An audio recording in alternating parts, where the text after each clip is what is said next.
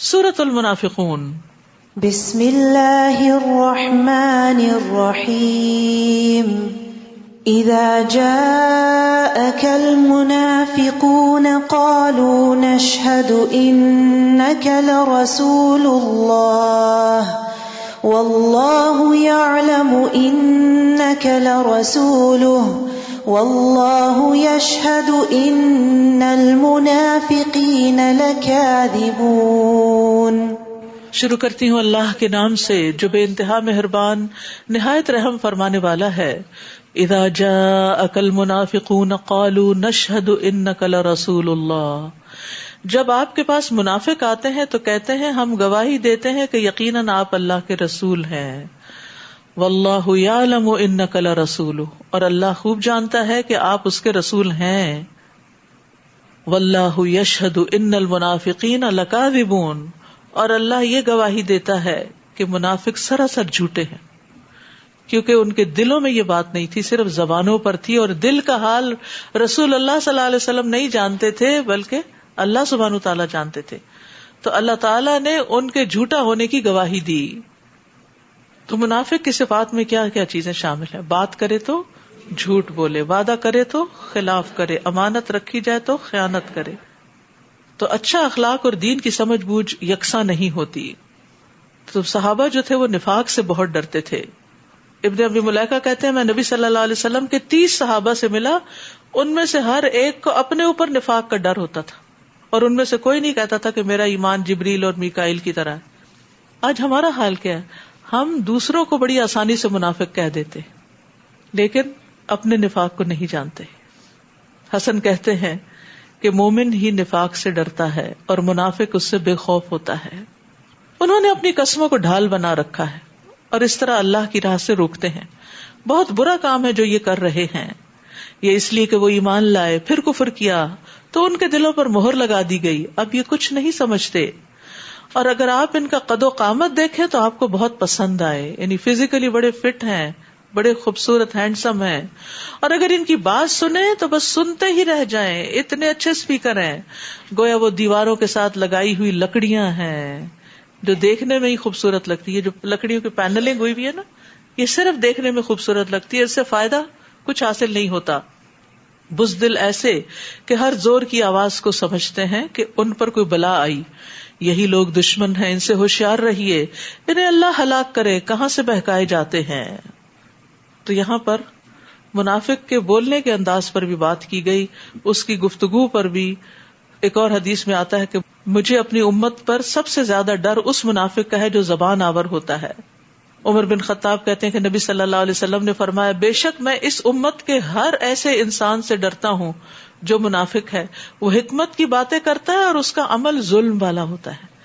عملی طور پر وہ دوسروں پہ ظلم ڈھا رہا ہوتا ہے، دوسروں کو ان کا حق نہیں دیتا، اور ویسے وہ بڑی سمجھداری کی باتیں کرتا ہے.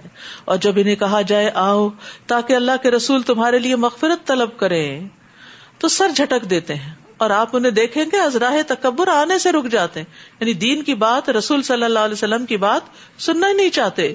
آپ ان کے لیے مغفرت کی دعا کریں یا نہ کریں ان کے حق میں برابر ہے، کیونکہ اللہ انہیں کبھی معاف نہ کرے گا.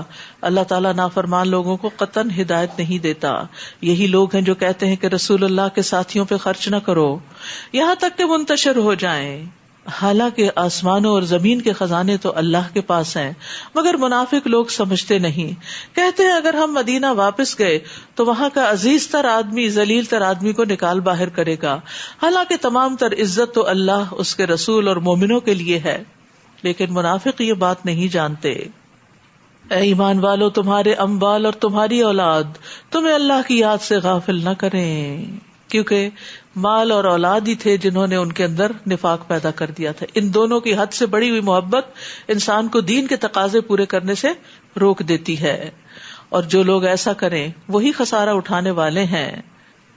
اور یہاں بھی منافقت کا علاج ذکر بتایا گیا ہے، کیونکہ ذکر سے دل زندہ ہوتا ہے، پھر دل نرم ہوتا ہے، پھر ہدایت کی بات انسان کو اثر کرتی ہے. وَأَنفِقُوا مِمَّا رَزَقْنَاكُمْ، اور جو کچھ ہم نے تمہیں رزق دیا ہے اس میں سے وہ وقت آنے سے پہلے پہلے خرچ کر لو کہ جب تم میں سے کسی کو موت آئے تو کہنے لگے اے میرے رب تو نے مجھے تھوڑی مدت اور کیوں نہ مہلت دے دی کہ میں صدقہ کر لیتا اور نیک لوگوں میں شامل ہو جاتا. تو صدقہ کرنے والا نیک لوگوں میں شمار ہوتا ہے اللہ کے ہاں. اور انسان کل پہ نہ رکھے, اچھا کل کر لوں گا, پھر کر لوں گا, پھر کر لوں گا. جو کرنا ہے انسان کر لے. رمضان کے دن بھی ایک ایک کر کے گزرتے جا رہے ہیں, اور اللہ کے راستے میں, اللہ کے دین کی مدد میں, اللہ کے دین کے کام کرنے والوں کی زندگیوں کو آسان کرنے کے لیے, اللہ کے دین کو سپورٹ کرنے کے لیے انسان کو اللہ کی خاطر خرچ کرنا چاہیے. وَلَن يُؤَخِّرَ اللَّهُ نَفْسًا إِذَا جَاءَ أَجَلُهَا وَاللَّهُ خَبِيرٌ بِمَا تَعْمَلُونَ. حالانکہ جب کسی کی موت کا وقت آ جائے تو پھر اللہ کسی کو ہرگز مہلت نہیں دیتا, اور جو کچھ تم کرتے ہو اللہ اس سے پوری طرح باخبر ہے. تو اس سے کیا پتہ چلتا ہے کہ موت کے وقت انسان کو اگر کسی نیک کام کی حسرت ہوگی تو وہ کیا ہوگی کہ صدقہ کر لو, صدقہ کر لیتا, صدقہ کیوں نہ کیا. اور آج ہم اسی مال کو بچا بچا کے اپنے پیچھے والوں کے لیے چھوڑنا چاہتے ہیں, اوروں کے لیے چھوڑنا چاہتے ہیں, اپنے لیے آگے نہیں بھیجتے. سورۃ التغابن. بسم اللہ الرحمن الرحیم. یسبح للہ ما فی السماوات وما فی الارض لہ الملک ولہ الحمد وہو علی کل شیء قدیر. شروع کرتی ہوں اللہ کے نام سے جو بے انتہا مہربان نہایت رحم فرمانے والا ہے. آسمانوں اور زمین میں جو بھی مخلوق ہے اللہ کی تسبیح کرتی ہے. کیا ہم نہ کریں گے؟ سبحان اللہ و بحمدہ سبحان اللہ العظیم. اسی کی بادشاہت ہے اور اسی کے لیے تمام تر تعریف ہے, اور وہ ہر چیز پر قادر ہے. وہی تو ہے جس نے تمہیں پیدا کیا, پھر تم میں سے کوئی کافر ہے اور کوئی مومن, اور جو کچھ تم کرتے ہو اللہ اسے خوب دیکھتا ہے. اس نے آسمانوں اور زمین کو حقیقی مصلحت سے پیدا کیا اور تمہاری صورتیں بنائیں تو بہت عمدہ بنائیں, اور اسی کی طرف پلٹ کر جانا ہے. انسان کی شکل و صورت اور حسن ساری مخلوقات کے مقابلے میں نمایاں کہ سیدھا کھڑا ہوتا ہے, پاؤں پہ چلتا ہے, اچھا ڈریس پہنتا ہے, اسکن اس کی خوبصورت ہے. تو انسان جو ہے دو بہترین صفات سے متصف ہے, ایک حسن اور ایک بیان, بولنا بھی جانتا ہے. وہ اللہ جانتا ہے جو کچھ آسمانوں اور زمین میں ہے, اور جو تم چھپاتے ہو اور جو تم ظاہر کرتے ہو, اور اللہ تو دلوں کے راز تک جاننے والا ہے. آسمانوں کی باتیں بھی جانتا ہے اور دل کے اندر چھپی ہوئی بات بھی جانتا ہے. یہ اس کا کامل علم. کیا تمہیں ان لوگوں کی کوئی خبر نہیں پہنچی جنہوں نے اس سے پہلے کفر کیا تھا, پھر انہوں نے اپنے کام کا مزہ چکھ لیا اور ان کے لیے دردناک عذاب ہے. یہ اس لیے ہوا کہ ان کے پاس ان کے رسول واضح دلائل لے کر آئے تو وہ کہنے لگے کیا آدمی ہماری رہنمائی کریں گے, انسان, مرد. چنانچہ انہوں نے انکار کر دیا اور منہ موڑ لیا, اور اللہ بھی ان سے بے پرواہ ہو گیا, اور اللہ تو ہے ہی بے نیاز اور قابل تعریف. زعم الذین کفروا ان لن یبعثوا قل بلی وربی لتبعثن ثم لتنبؤن بما عملتم وذلک علی اللہ یسیر. آخرت کا انکار کرنے والوں نے یہ سمجھ رکھا ہے کہ وہ قطعاً اٹھائے نہیں جائیں گے. آپ ان سے کہیے کیوں نہیں, میرے رب کی قسم تم ضرور اٹھائے جاؤ گے, پھر جو کچھ تم کرتے رہے اس سے تمہیں آگاہ کیا جائے گا, اس لیے اٹھایا جائے گا کہ تمہیں بتایا جائے تم دنیا میں کر کے کیا آئے ہو, اور یہ بات اللہ کے لیے آسان ہے. فآمنوا باللہ ورسولہ والنور الذی انزلنا واللہ بما تعملون خبیر. لہذا اللہ پر اور اس کے رسول پر ایمان لے آؤ, اور اس نور پر بھی جو ہم نے نازل کیا ہے, اور جو کام تم کرتے ہو اللہ اس سے پوری طرح باخبر ہے. وہ اجتماع کے دن تم سب کو اکٹھا کرے گا, اور یہی ایک دوسرے کے مقابلے میں ہار جیت کا دن ہوگا. اور جو شخص اللہ پر ایمان لائے اور نیک عمل کرے اللہ اس کی برائیاں اس سے دور کر دے گا, اور اسے ایسی جنتوں میں داخل کرے گا جن کے نیچے نہریں بہ رہی ہوں گی, وہ ہمیشہ ہمیشہ اس میں رہیں گے. یہی بڑی کامیابی ہے. تو مومن اور کافر کے غبن کا دن ہے, وہ خسارے کا دن ہے. کافر کا خسارہ ایمان چھوڑنے کی وجہ سے ہوگا, اور مومن کا خسارہ احسان میں کوتاہی کرنے کی وجہ سے ظاہر ہوگا. ہر شخص کسی نہ کسی طرح پچھتائے گا کہ میں کچھ اور کر کے آتا. اللہ ہمیں یہی کرنے کی توفیق دے دے. قیامت کے دن انسان اپنے اعمال کو حقیر جانے گا. نبی صلی اللہ علیہ وسلم نے فرمایا کوئی شخص پیدا ہونے سے لے کر بوڑھا ہو کر مرنے تک اللہ کی اطاعت میں سر بسجود رہے تو بھی اس دن اس کام کو حقیر سمجھے گا, اور خواہش کرے گا کہ اسے دنیا میں لوٹا دیا جائے تاکہ وہ اور زیادہ اجر و ثواب حاصل کر سکے. آج ہمارے پاس وقت ہے, زندگی ہے, موقع ہے, تو آج ہمیں فائدہ اٹھا لینا چاہیے. اللہ ہمیں توفیق دے. قیامت کے دن ہر اس جگہ کی حسرت ہوگی جہاں اللہ کا ذکر نہ کیا ہوگا. جس مجلس میں انسان بیٹھے اور اللہ کو یاد کیے بغیر اٹھ جائے، جس سواری پہ بیٹھے اور اللہ کو یاد نہ کرے، تو وہ سب جگہ قیامت کے دن خالی نظر آئیں گی اور حسرت بھری. نبی صلی اللہ علیہ وسلم نے فرمایا جو لوگ کسی جگہ پر مجلس کریں اور اس میں اللہ کا ذکر نہ کریں، وہ ان کے لیے قیامت کے دن حسرت کا باعث ہوگی. اور جو آدمی کسی راستے پہ چلتے ہوئے اللہ کا ذکر نہ کرے، وہ چلنا بھی قیامت کے دن اس کے لیے باعث حسرت ہوگا. اور جو آدمی اپنے بستر پر آئے اور اس میں اللہ کا ذکر نہ کرے، وہ بھی اس کے لیے باعث حسرت ہوگا. قرآن میں آتا ہے یوم ینظر المرء ما قدمت یداہ، جس دن آدمی دیکھ لے گا جو اس کے دونوں ہاتھوں نے آگے بھیجا، اور کافر کہے گا کاش میں مٹی ہوتا، کیونکہ اب برا انجام سامنے آ گیا. اور جن لوگوں نے کفر کیا اور ہماری آیات کو جھٹلایا تو یہی اہل دوزخ ہیں، وہ ہمیشہ اس میں رہیں گے، اور وہ بہت برا ٹھکانہ ہے. ما اصاب من مصیبت الا باذن اللہ، جو مصیبت بھی آتی ہے اللہ کے اذن سے آتی ہے. اور جو شخص اللہ پر ایمان لائے تو اللہ اس کے دل کو ہدایت بخش دیتا ہے، یعنی اس تقدیر کو قبول کر لے تو اللہ تعالیٰ اس کو اطمینان بخش دیتا ہے. اور اللہ ہر چیز کو جاننے والا ہے، یعنی انسان یہ یقین رکھے کہ اس کے اوپر جو بھی مصائب آئے ہیں وہ قضاء و قدر کے مطابق ہی لاحق ہوئے ہیں. تکلیف کے وقت اللہ کی رضا پہ راضی رہنا چاہیے، بڑا مشکل کام ہوتا ہے، لیکن جو اللہ پر اعتماد کرتا ہے وہ یہ درجہ حاصل کر لیتا ہے. تو مصیبتوں پر ملنے والے ثواب پہ اگر انسان نظر رکھے تو مصیبت ہلکی ہو جاتی ہے. اللہ کی اور اس کے رسول کی اطاعت کرو، پھر اگر تم سرتابی کرو تو ہمارے رسول کے ذمہ تو صرف صاف پہنچا دینا ہی ہے. اللہ وہ ہے جس کے علاوہ کوئی الہ نہیں. مومنوں کو اللہ ہی پر بھروسہ کرنا چاہیے. یا ایھا الذین آمنوا، اے لوگو جو ایمان لائے ہو، تمہارے ازواج اور اولاد میں سے بعض تمہارے دشمن ہیں، ان سے ہوشیار رہو، یعنی تمہاری آخرت برباد کرنے والے ہیں، تمہارا بڑا نقصان کرنے والے ہیں. اور اگر تم معاف کر دو، یعنی یہ رشتے قریبی رشتے ہیں، پیارے رشتے ہیں، لیکن تمہیں پتہ چل جائے کہ یہ تمہارے ساتھ زیادتی کر رہے ہیں، دشمنی کر رہے ہیں، دھوکہ دے رہے ہیں تمہیں، تو تمہیں کیا کرنا چاہیے؟ معاف کر دو، درگزر کر دو، انہیں بخش دو. تو یقیناً اللہ بخشش فرمانے والا، رحم کرنے والا ہے، کیونکہ ان رشتوں کے ساتھ معاف کر کے ہی گزارا ہو سکتا ہے، ورنہ گھر نہیں بنتے. تو بنیادی طور پر یہ اللہ کی اطاعت میں رکاوٹ بننے والے دشمن ہیں.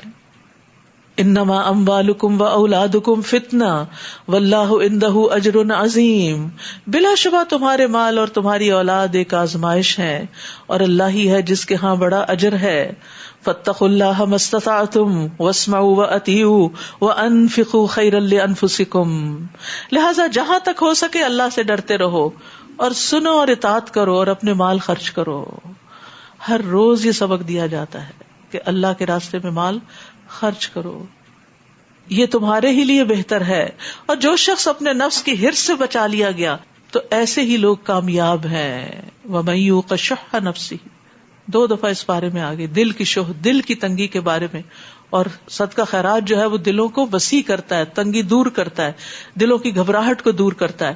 اگر آپ کے دل میں کسی بھی قسم کی تنگی ہے، روز صدقہ کرنا شروع کریں، آپ دیکھیں گے کہ آپ کی وہ تکلیف، گھبراہٹ دور ہو جائے گی، اطمینان قلب نصیب ہوگا انشاءاللہ.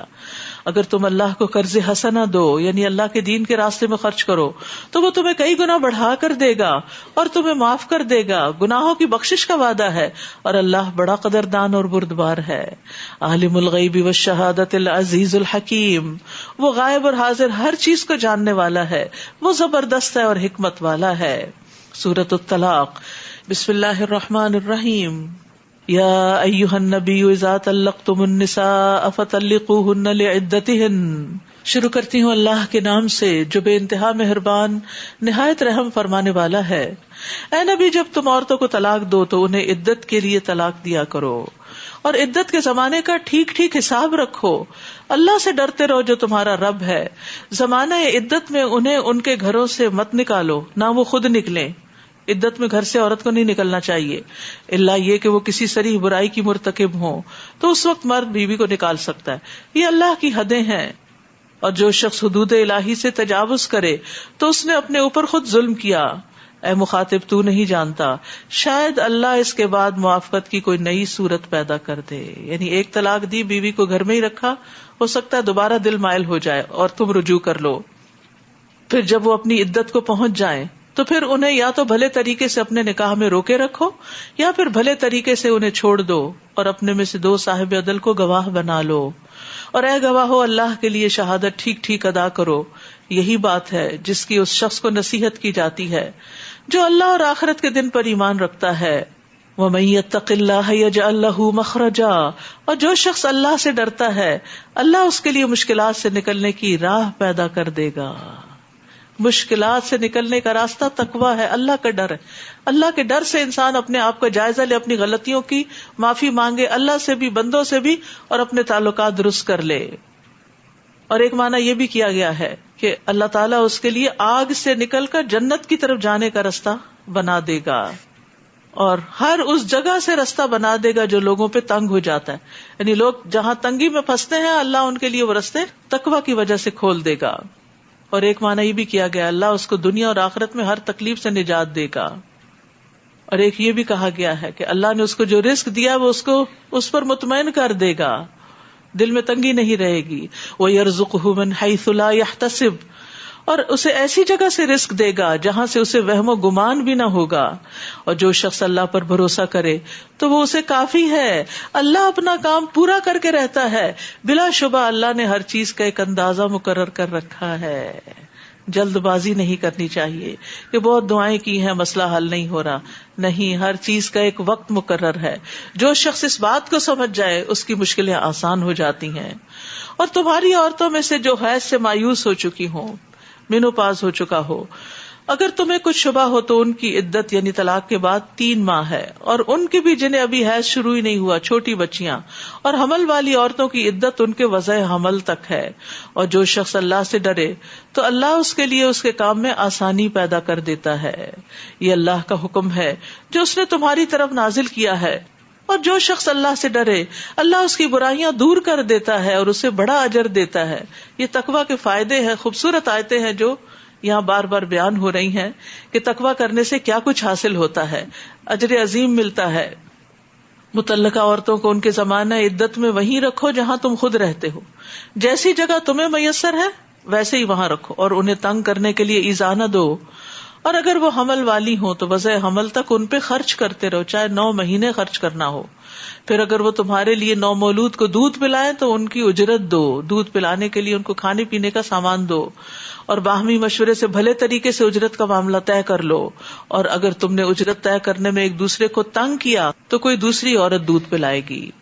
خوشحال آدمی کو چاہیے اپنی حیثیت کے مطابق نفقہ دے، اور جسے رزق کم دیا گیا ہو وہ اسی کے مطابق خرچ دے گا جو اللہ نے اسے دیا ہے. اللہ کسی کو اسی کے مطابق تکلیف دیتا ہے جو اس نے اسے دیا ہے. اللہ جلد ہی تنگی کے بعد آسانی کر دے گا. یہ بڑا خوبصورت جملہ ہے. جہاں بھی آپ تنگ ہو یہ یاد رکھیں، سیجعل اللہ بعد عسر یسرا. ضرورت کس چیز کی ہے؟ اپنی ذمہ داریاں پوری کرتے رہو.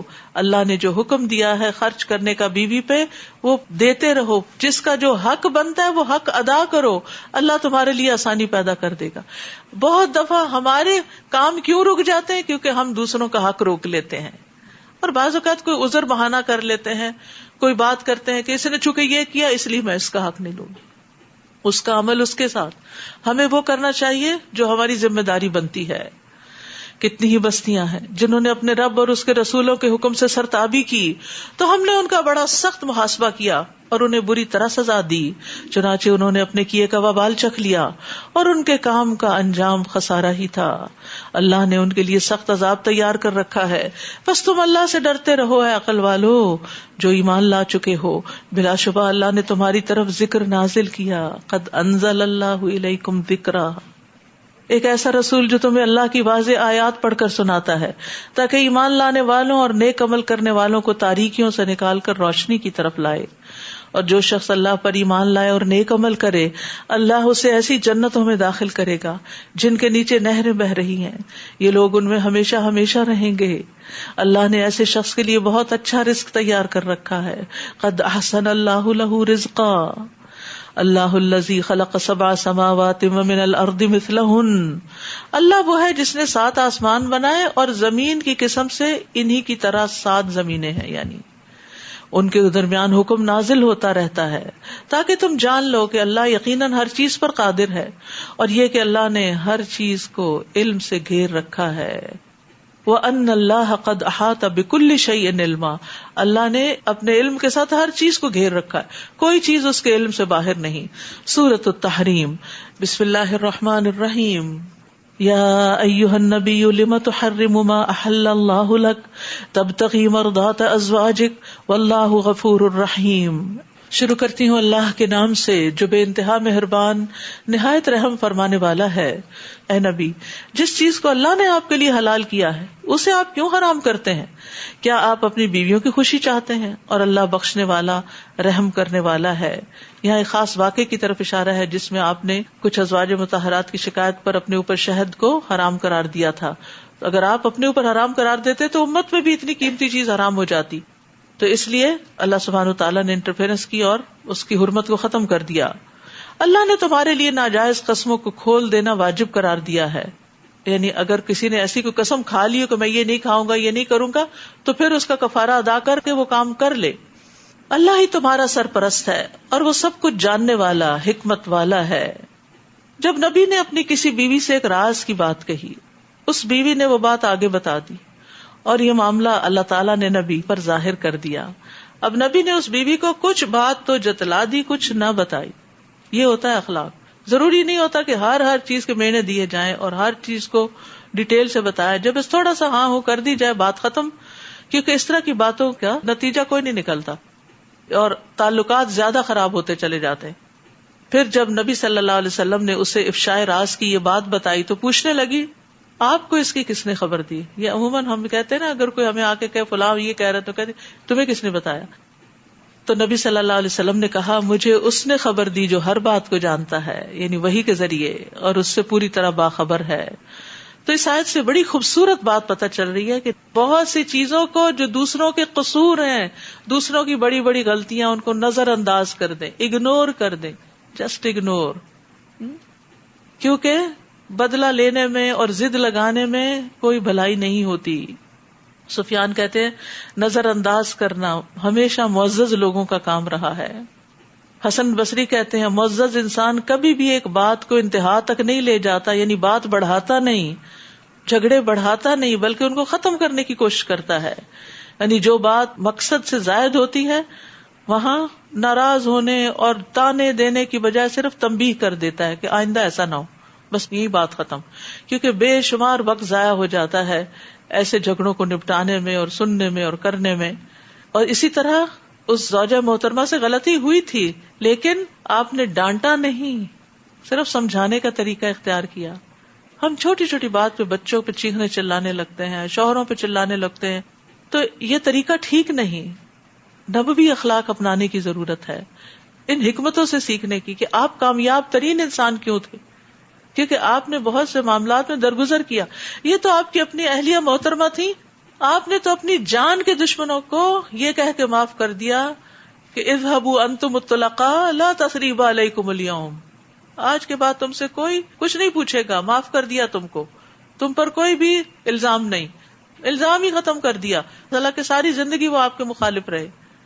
جس انسان کے اندر یہ عادت ہوتی ہے کہ وہ چھوٹی چھوٹی چیزوں کے پیچھے نہیں پڑتا، وہ اپنا بہت سا وقت بچا کر اپنے مقصد پر فوکس کر لیتا ہے، اور اسی زندگی میں بہت کچھ کر جاتا ہے جس میں بہت سے لوگ کچھ اچیو نہیں کر پاتے اور زندگیاں ضائع کر دیتے ہیں فضول کی چیزوں کے پیچھے پڑ کے۔ اور خصوصاً جس چیز کو بندے نے آزما لیا اور پھر ریپیٹڈلی پتا ہو یہی نتیجہ نکلنا ہے تو اس پر تو انسان بحث ہی نہ کرے۔ اور اگر تم دونوں بیویاں اللہ کے حضور توبہ کرتی ہو تو بہتر ہے، کیونکہ تمہارے دل راہ راست سے ہٹ گئے ہیں، اور اگر تم اس معاملے میں نبی کے خلاف ایک دوسرے کی پشت پناہی کرو گی تو اللہ، جبریل اور صالح مومن سب نبی کے مددگار ہیں، اور ان کے علاوہ فرشتے بھی اس کے مددگار ہیں۔ کچھ بعید نہیں کہ اگر نبی تمہیں طلاق دے دے تو اس کا رب اسے تم سے بہتر بیویاں بدلے میں دے دے، جو مسلمان، مومن، اطاعت گزار، توبہ گزار، عبادت گزار اور روزہ دار ہوں، خواہ وہ شوہر دیدہ ہوں یا کنواریاں۔ یا ایھا الذین آمنوا قوا انفسکم واہلیکم نارا، اے ایمان والو اپنے آپ کو اور اپنے گھر والوں کو اس آگ سے بچاؤ جس کا ایندھن انسان اور پتھر ہے. استغفر اللہ، انسانوں سے آگ بھڑکائی جائے گی. جہنم کی شدت بتائی جا رہی. کس کو خطاب ہے؟ ایمان والوں کو. کیا کہا جا رہا ہے؟ آگ سے بچو. ہم تو ایمان لے آئے پھر بھی آگ. ہاں، غلط کاموں سے بچو جو آگ کی طرف لے جانے والے ہیں. صرف خود نہیں بچو، بچوں کو بھی بچاؤ. بچوں کی تربیت کی فکر کرو، ان کے ایمان کی فکر کرو. اس آگ پر تند خو اور سخت گیر فرشتے مقرر ہیں. اللہ انہیں جو حکم دے وہ اس کی نافرمانی نہیں کرتے، اور وہی کچھ کرتے ہیں جو انہیں حکم دیا جاتا ہے. یا ایھا الذین کفروا لا تعتذروا اليوم انما تجزون ما کنتم تعملون. اے کافرو آج بہانے مت بناؤ. ہر شخص اس دن کوئی نہ کوئی بہانہ عذر پیش کر رہا ہوگا کہ مجھے معاف کر دیا جائے. تمہیں ویسا ہی بدلہ دیا جائے گا جیسے تم عمل کرتے رہے. تو اس لیے لازماً ہمیں پتا ہونا چاہیے کہ کون سے عمل ایسے ہیں جو خسارے کا باعث ہیں، تاکہ ان سے دنیا میں ہی بچ جائے، بجائے اس کے کہ کل ریگریٹ کرے کہ ہم یہ نہ کرتے. اے لوگو جو ایمان لائے ہو، اللہ کے حضور خالص توبہ کرو، اپنے پچھلے سارے گناہوں کی معافی مانگو. کچھ بعید نہیں کہ تمہارا رب تم سے تمہاری برائیاں دور کر دے اور تمہیں ایسی جنتوں میں داخل کرے گا جن کے نیچے نہریں بہ رہی ہیں. اس دن اللہ اپنے نبی کو اور ان لوگوں کو جو اس کے ساتھ ایمان لائے رسوا نہیں کرے گا. ان کا نور ان کے آگے آگے اور ان کے دائیں جانب دوڑ رہا ہوگا. وہ کہہ رہے ہوں گے، اے ہمارے رب، ہمارے لیے ہمارا نور پورا کر دے اور ہمیں بخش دے، یقیناً تو ہر چیز پر قادر ہے. تو یہاں توبہ کا فائدہ بتایا جا رہا ہے. سچی توبہ میں 4 چیزیں جمع ہوتی ہیں. نمبر 1 زبان سے استغفار کرنا. نمبر 2 جسم کے ساتھ گناہ سے کنارہ کش ہونا. نمبر 3 دوبارہ گناہ نہ کرنے کا عزم کرنا. اور نمبر 4 برے لوگوں سے قطعی تعلقی کر لینا، یعنی ایسے لوگ جو بار بار گناہ کا سبب بنتے ہیں اس مجلس کو چھوڑ دینا. یعنی سچی اور اخلاص کے ساتھ توبہ کرنا، ندامت کے ساتھ استغفار کرنا. اور یہ نور کہاں ہوگا؟ پل صراط پر نور کے ساتھ گزریں گے، جس کی تفصیل کل بتائی گئی تھی. رسول اللہ صلی اللہ علیہ وسلم نے فرمایا پل صراط قائم کر دیا جائے گا اور مسلمان اس پر بہترین گھوڑوں اور عمدہ شہ سواروں کی طرح گزر جائیں گے اور کہتے جائیں گے سلم سلم، یا اللہ سلامتی سے گزار دے، سلامتی سے گزار دے. تو کون سے اعمال ہیں جو نور بخشتے ہیں؟ وضو کے اعضاء جو ہیں وہ چمک رہے ہوں گے قیامت کے دن. آپ کے اپنے اندر سے جو نور نکلے گا. مسجد کی طرف پیدل جانا، جمرات کو کنکریاں مارنے والے کے لیے بھی نور کی بشارت ہے. حج عمرے پر سر منڈوانے والے کے لیے، سورۃ کہف کی تلاوت کرنے والے کے لیے. صدقے کو تو نور ہی کہا گیا، وَالصَّدَقَةُ نُورٌ. اللہ کے راستے میں بوڑھا ہونا، نبی صلی اللہ علیہ وسلم نے فرمایا جو شخص اللہ کے راستے میں بوڑھا ہو جائے، یعنی ساری زندگی وہ اللہ کے دین کا کام کرتا رہے، تو وہ بڑھاپا قیامت کے دن اس کے لیے باعث نور ہوگا. یا ایھا النبی، اے نبی، کافروں اور منافقوں سے جہاد کرو اور ان پر سختی کرو. جیسا کہ آپ جانتے ہیں کہ منافقین سے کبھی قتال نہیں ہوا، تو جہاد سخت کوشش کے لیے بھی لفظ استعمال ہوتا ہے، صرف جنگ کے لیے نہیں. ان کی پناہ گاہ جہنم ہے جو بہت برا ٹھکانہ ہے. اللہ نے کافروں کے لیے نوح اور لوط کی بیویوں کو بطور مثال بیان کیا ہے. وہ دونوں ہمارے بندوں میں سے صالح بندوں کے نکاح میں تھیں، مگر انہوں نے اپنے شوہروں سے خیانت کی تو وہ اللہ کے مقابلے میں اپنی بیویوں کے کچھ بھی کام نہ آ سکے. اور ان سے کہہ دیا گیا جہنم میں داخل ہونے والوں کے ساتھ تم بھی اس میں داخل ہو جاؤ. نیز اللہ تعالیٰ ایمان والوں کے لیے فرعون کی بیوی کی مثال پیش کرتا ہے جب اس نے دعا کی، اے میرے رب میرے لیے اپنے پاس جنت میں گھر بنا دے. آپ سب بھی اپنے لیے مانگے، رب ابن لی عندک بیتا فی الجنہ. کہ اس کو اللہ کا قرب چاہیے تھا. جنہیں دنیا میں اللہ کے قرب کا شوق ہوتا ہے وہ مرنے کے بعد بھی قرب کی تمنا رکھتے ہیں. اور مجھے فرعون اور اس کے عمل سے نجات دے اور ان ظالموں سے بھی نجات دے. تو تکلیف سے نکلنے کے لیے کس کو پکارنا چاہیے؟ اللہ کو پکارنا چاہیے. انہوں نے اللہ کی بارگاہ میں التجا کی، یعنی اللہ سے مانگا کہ نجات دے دے، اور سارے نیک لوگوں کا یہی طریقہ رہا ہے. ابو ہریرہ کہتے ہیں کہ فرعون نے اپنی بیوی کے دونوں ہاتھوں اور دونوں پاؤں کے لیے 4 میخیں گاڑی. جب فرعونی چھوڑ کے ان کو ہٹتے تھے تو فرشتے ان پہ سایہ کر لیتے تھے. تو اس وقت انہوں نے یہ دعا کی تھی، رب ابن لی عندک بیتا فی الجنہ، آخر تک. بس اللہ تعالیٰ نے جنت میں ان کے گھر سے پردہ ہٹا کر ان کو دکھا دیا. یہ کرامات ہوتی ہیں نیک لوگوں کی. وَمَرْيَمَ ابْنَتَ عِمْرَانَ الَّتِي أَحْصَنَتْ فَرْجَهَا فَنَفَخْنَا فِيهِ مِن رُّوحِنَا وصدقت بکلمات ربها وکتبہ وکانت من القانتین. اور مریم بنت عمران کی مثال بھی پیش کرتا ہے جس نے اپنی عصمت کی حفاظت کی، پھر ہم نے اس کے اندر اپنی ایک روح پھونک دی اور اس نے اپنے رب کے کلموں کی اور اس کی کتابوں کی تصدیق کی، اور وہ عبادت میں ہمہ مصروف رہنے والوں میں سے تھی. کانت من القانتین. قنوت کہتے ہیں دوام اطاعت کو، یعنی کوئی کام شروع کرنا تو کنسسٹنسی کے ساتھ اس کو کرتے چلے جانا. اللہ تعالی ہمیں بھی توفیق عطا فرمائے. وآخر دعوانا ان الحمد للہ رب العالمین. سبحانک اللہم وبحمدک اشہد ان لا الہ الا انت استغفرک واتوب الیک. السلام علیکم ورحمۃ اللہ وبرکاتہ.